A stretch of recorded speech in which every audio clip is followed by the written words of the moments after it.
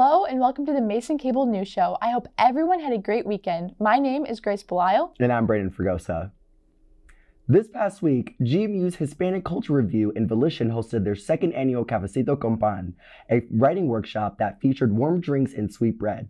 The event was held in the JC Gold Room on March 25th from 5 to 7 p.m.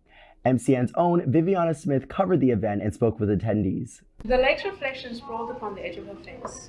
We had sprawled upon the ground, the air took my lungs out of my chest. In the early morning, light shone on your sleeping body, illuminated your hair into a blaze of fire. All of a sudden, I felt it all over again. The squeeze of my stomach, the theft of my air. So today we are having a writing workshop with Hispanic Culture Review. We've been partnering with them since last semester to do one of these every semester, where we basically just have coffee, we have pan dulce, which is like Hispanic desserts, and we all sit around in groups, we make little writing prompts, and it's just a cool little event to get everyone together, do a little writing sesh, share your writing, and have fun. We get to partner with other student orgs, which is nice because I feel like a lot of student media doesn't get to do that enough.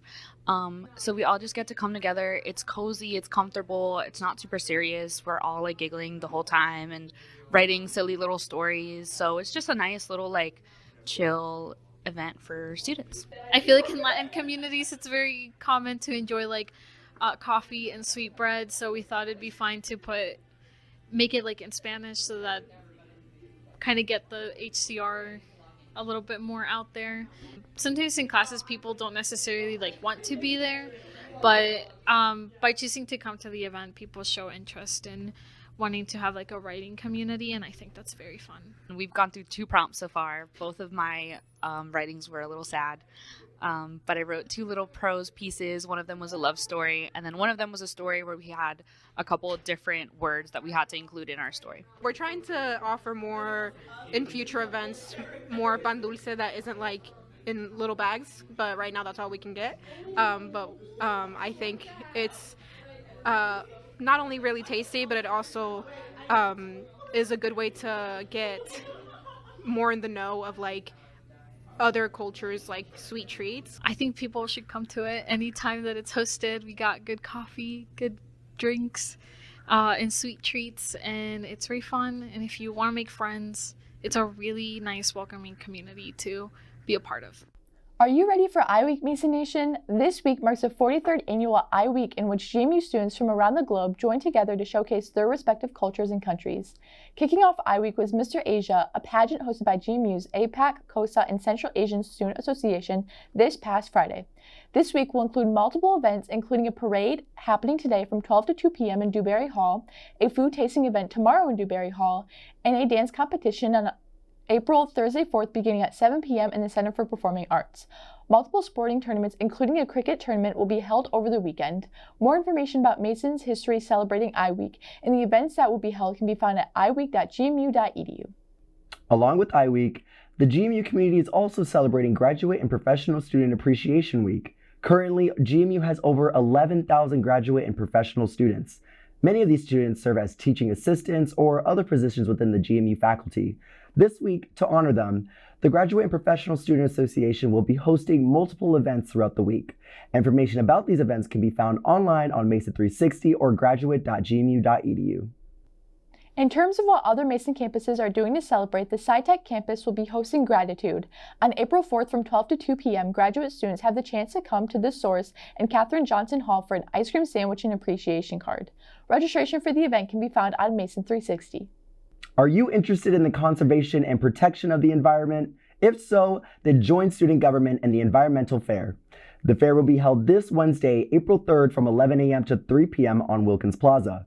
Attendees will have the ability to engage and learn about sustainability and conservation, related volunteering, programs, organizations, and career fields in this area and beyond. To attend this event, you must register on Mason 360, so be sure to do so before making your way to this event. We will now head to Ximena for the weekly weather report. Hello Patriots, today was cloudy and a gloomy day. There's a 50% chance of rain. It's still coming during the day if it hasn't yet. The high will be near 56 and a low of 49. Tomorrow will be a rainy day with a possibility of thunderstorms likely during the day and night. The high will be near 60 and the low will drop to 40. On Thursday, it will be a 50% chance of rain after 9 a.m., but otherwise it will be partly sunny and have a high of 54 and a low of 38. By Friday, the rain will be completely gone during the day, and it will be mostly sunny and have a high of 51. And in the evening, it will be partly cloudy and have a low of 37. On the weekend, it will also be mostly cloudy day, with this time being high 53 and a low of 37. Then on Sunday, it will be mostly sunny yet again and have a high of 58 and a low of 38. And finally on Monday, it will be mostly sunny day and have a high of 65 and a low of 46. Warm weather is on the way. Have a nice week. Thank you, Ximena. This Thursday, GMU's Folklore Roundtable will be hosting a celebration of Appalachian music and culture in Exploratory Hall's room L004. The event will feature a demonstration of Appalachian music from a trio of performers. The event will begin at 7:30 p.m. and is expected to last until 10 p.m. Food will be provided upon attendance. Registration can be found on Mason 360. Do you enjoy camping, Patriots? If you do, then consider joining the Mason Recreation Department in an outdoor, overnight camping retreat at Shenandoah River State Park. If interested, registration for this trip can be found on Mason 360. Included in your registration is transportation, food, equipment, and trip leadership. Those attending are scheduled to leave on Saturday, April 6th from the Skyline Fitness Center at 8 a.m. and will return Sunday, April 7th at 6 p.m. We will now head over to Ali for the world of Mason sports. Thank you so much, Grace and Brandon. I'm Ali here with your sports update. The Mason baseball team started the week off here at home last Tuesday with a dominating win over the Virginia Military Institute, winning 16-3. Graduate utility player South Trimble scored on a wild pitch in the bottom of the first, and Ryan Muskoff batted in his first RBI of the season in the eighth. They then went on the road to Richmond for a 3-game series against the University of Richmond over the weekend. There, the Patriots stopped the first 2 games of the series, despite a close 17-16 battle in the Saturday game.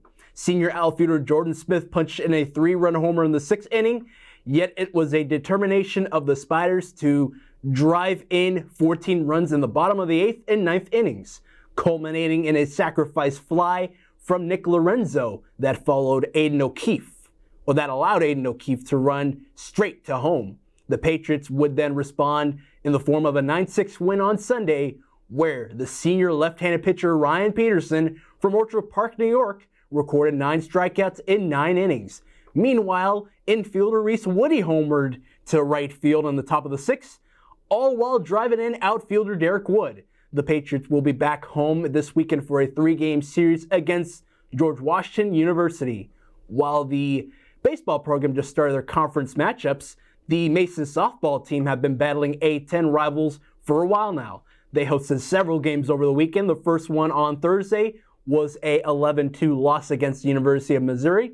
Then the Patriots hosted Fordham University at George Mason Baseball Complex for the doubleheader Friday and one game on Saturday. On Friday, the Patriots won the first game with a winning running from Logan Pickford. That was driven by infielder Rachel Warrens. The final in the first game was 2-0. The Patriots would then drop the second game to the Rams 10-1. On Saturday, Fordham's junior catcher Sidney Wells homered to left center field, and sophomore shortstop Kate McGuire homered a home run to left field as they cruised to a 1-3 win against the Patriots. The Mason lacrosse game welcomed George Washington University to George Mason Stadium over the weekend, where they won a 13-8. Goalkeeper Megan DeHaan was the star of the show with a career best 14 saves to secure the win for the Patriots.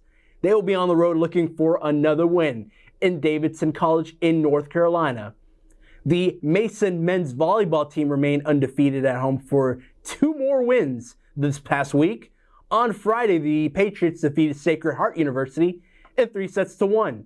Then on Saturday, the Patriots held off nationally ranked Princeton University.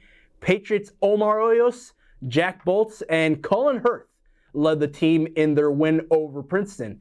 Join the Patriots Friday as they host Harvard University, while the men's track and field team was at Raleigh Relays hosted by North Carolina University, where West Bond made history by setting a new school record for 10,000 meter run by 24 seconds. Congratulations to West Bolt. I'm Ali with the sports update. To Grace and Brandon. Thank you, Ali. In a statement released by President Washington, it has been announced that George Mason and the Washington Freedom Cricket Team have together no longer decided to pursue the construction of a professional cricket stadium within the Fairfax campus's West Campus. This came after many in the Fairfax community expressed frustration about the potential of large amounts of traffic congestion near West Campus.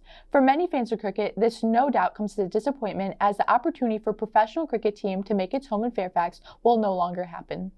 Yesterday, George Mason police sent out an email to the Mason community warning about a registered sex offender being caught conducting lewd acts in a vehicle outside the athletic facility.